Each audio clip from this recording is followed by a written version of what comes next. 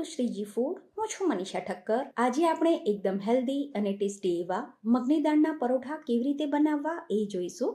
તો ચાલો આને બનાવવાનું શરૂ કરીએ. પરોઠા બનાવવા માટે સૌથી પહેલાં એક વાસણમાં 1.5 કપ ઘઉંનો ઝીણો લોટ લેવાનો છે. પછી આ પરોઠામાં વાપરવા માટે મગની મોગર દાળ લેવાની, જેને ધોઈને 2 કલાક માટે પલાળીને રાખવાની છે. તમે જો દાળ પલાળવાનું ભૂલી ગયા હોય તો દાળને તમે નવસેકા ગરમ પાણીમાં અડધો કલાક પલાળીને પછી પણ યુઝ કરી શકો છો. તો આ દાળનું પાણી નિતારીને એને એક વાટકામાં લઈ લેવાની. પછી લોટમાં આપણે મસાલા કરી દેવાના છે.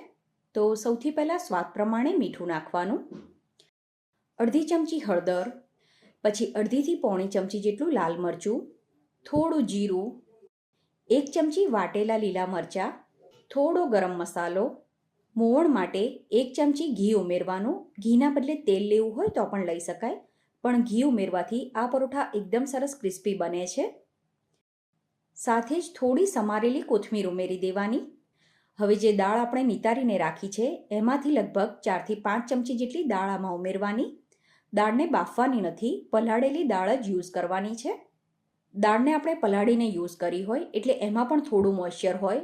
એ પછી જરૂર પડે એ પ્રમાણે એમાં પાણી ઉમેરીને આનો સહેજ કઠણ લોટ બાંધીને તૈયાર કરવાનો. તો આ રીતે લોટ બંધાઈ જાય પછી ફરીથી સહેજ ઘી લઈને લોટને મસળી લેવાનો. લોટને આપણે 5 મિનિટ માટે રહેવા દેવાનો છે. 5 મિનિટ પછી આમાંથી જે પણ સાઇઝના પરોઠા બનાવવા હોય એ પ્રમાણે લુઓ બનાવી દેવાનો. અત્યારે હું મીડિયમ સાઇઝના પરોઠા બનાવીને તૈયાર કરવાની છું.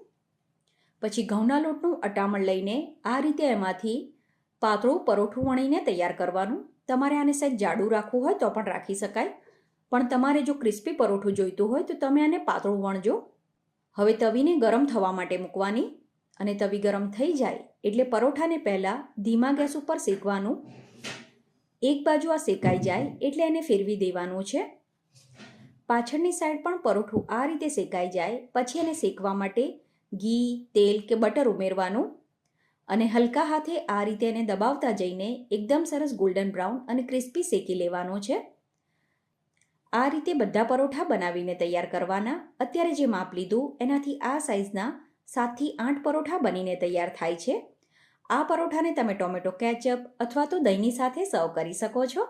તો તમે પણ આ રીતે મગની દાળના પરોઠા બનાવીને જરૂર ટ્રાય કરજો.